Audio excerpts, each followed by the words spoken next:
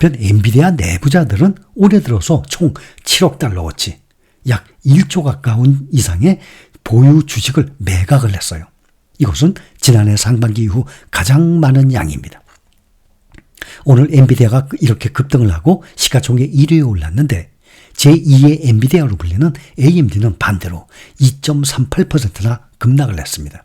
이것은 시장 점유율 격차가 더욱 벌어질 것이라는 우려 때문으로 보입니다.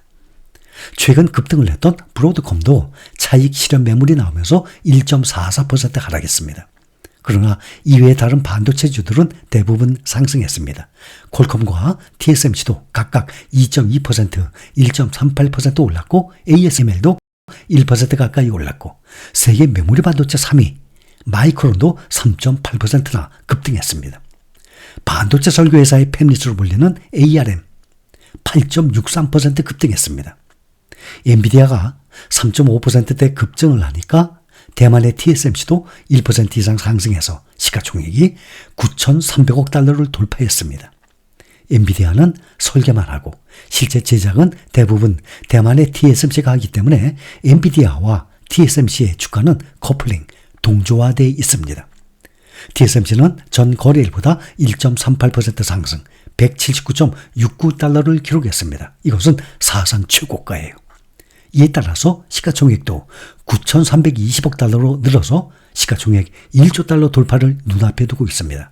이것은 전세계 기업 시가총액 8위에 해당하는 시가총액이에요. 참고로 우리나라의 삼성전자는 시가총액이 3,820억 달러로 세계 25위를 기록을 하고 있습니다. 인공지능 데이터 처리에 필수적인 HBM 반도체 업체 마이크론이 오늘 급등했는데 오는 26일 분기 실적 발표를 앞두고 주식을 매수하라는 애널리스트들의 낙관 전망이 주가 급등을 불렀습니다.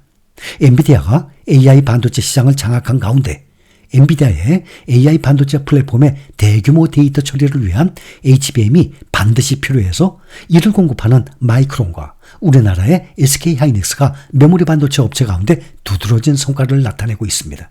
이 두 기업은 지금 주가가 사상 최고치를 넘어섰습니다. 마이크론은 아울러 D램 등 일반 메모리 반도체 수요 회복 기대감까지 더해져서 애널리스트들의 러브콜이 잇따르고 있습니다. 투자은행 스티펠 애널리스트 팀은 보고서에서 마이크론에 대한 낙관 전망을 내놓고 있습니다. 스티펠은 마이크론 매수 추천을 유지하는 한편 목표 주가를 140달러에서 165달러로 상향 조정했습니다. 오는 26일 마이크론의 3회계분기 실적이 기대 이상일 것이란 낙관에 따른 것입니다.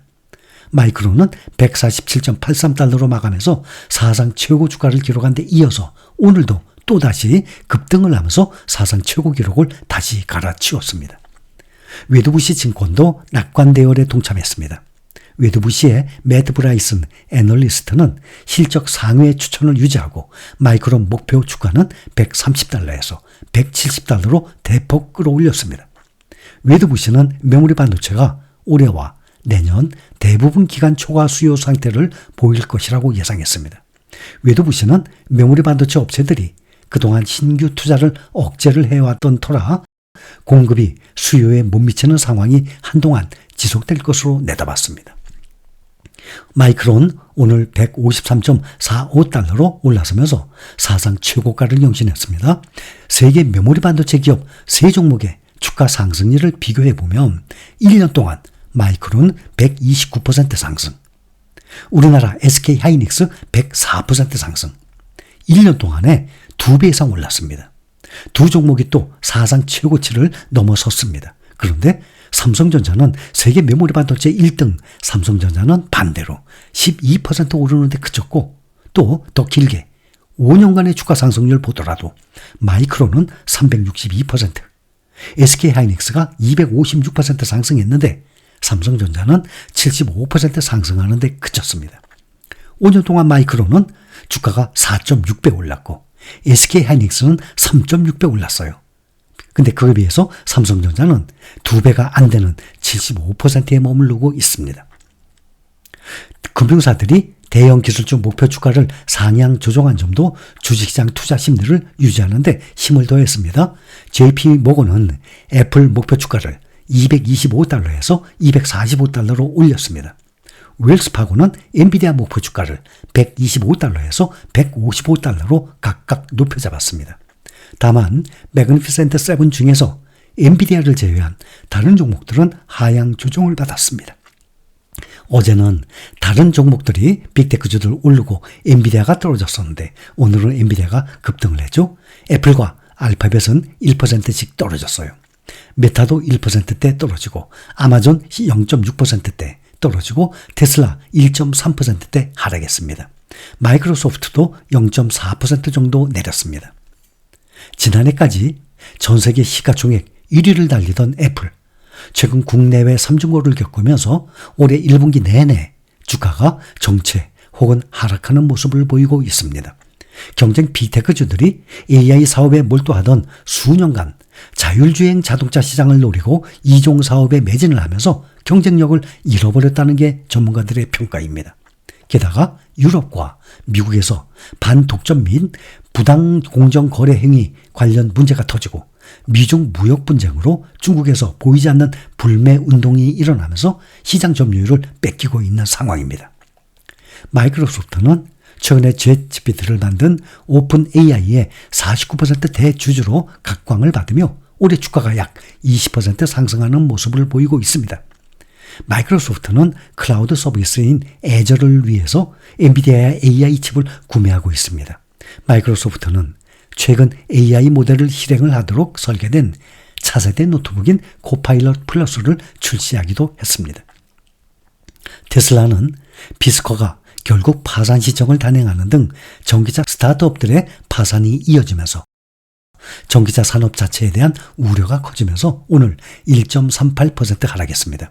미국 전기차 스타트업 비스커가 결국 파산 보호를 신청했습니다. 월스트리트저널에 따르면 비스커는 재무구조 악화로 델라웨어 파산법원에 파산 보호를 신청했습니다. 앞서서 비스커는 지난 2월 실적 발표에서 매출이 2억 7,300만 달러고 약 10억 달러 규모의 채무를 지고 있다고 밝힌 바가 있습니다. 이후 파산설이 나돌던 가운데 주요 자동차 제조업체들의 투자 유치 논의가 결렬됐다는 소식에 주가가 급락을 해서 지난 3월 미국 증시에서 상장 폐지됐습니다. 테슬라의 성공 신화를 이어가려던 비스커가 결국 첫 모델을 출시한 지 약 1년 만에 나락으로 떨어졌습니다. 전기 픽업 트럭 업체 로즈타운 모터스, 전기버스 업체 얼라이벌에 이어서 전기차 스타트업 파산 보호 신청이 잇따르고 있습니다. 전기차 업체들은 최근에 하이브리드에 밀리면서 전기차 시장 성장세가 둔화되자 투자 연기나 비용 절감 등 생존을 위한 버티기에 들어갔습니다.